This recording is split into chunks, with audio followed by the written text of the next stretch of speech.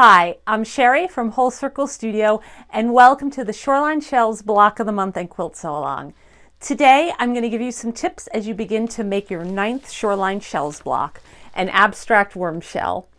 In addition to this video, be sure to refer to the tips included in the pattern, as well as the links below to additional video tutorials. Let's get started.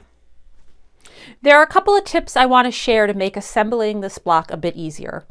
First, for both the circle and the grid arrangement, pay close attention to the dots when assembling pieces A to B, or AA to BB for the grid, and C to D, or CC to DD for the grid.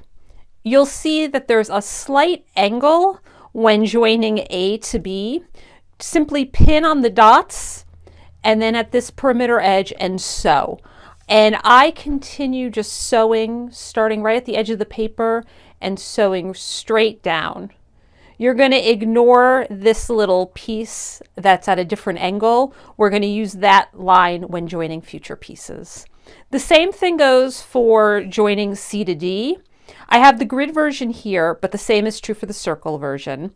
I'll align these dots, and then I sew a straight line from the edge of the paper all the way down, and I'll continue. Again, you're just going to ignore this line for now. That line at the angle comes into play later.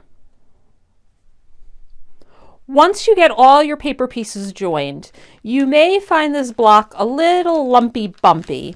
As long as you're pressing along the way and that there's no pleats in your fabric, everything will lay flat once the paper is removed later. Just a reminder that the paper that we're using as a guide is to get good alignments now and when we join the blocks later for the circle arrangement. But this paper is also taking up room in our seams. Once it's removed later, we'll give our block another good press and everything will lay much flatter. I can't wait to see your block come together. Thanks again for being here and sewing along with us. I'll be back next month with even more tips.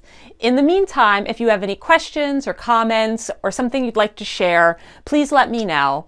Also, be sure to share your progress on Instagram using the Shoreline Shells hashtags found on the pattern so we can all check out what you're working on.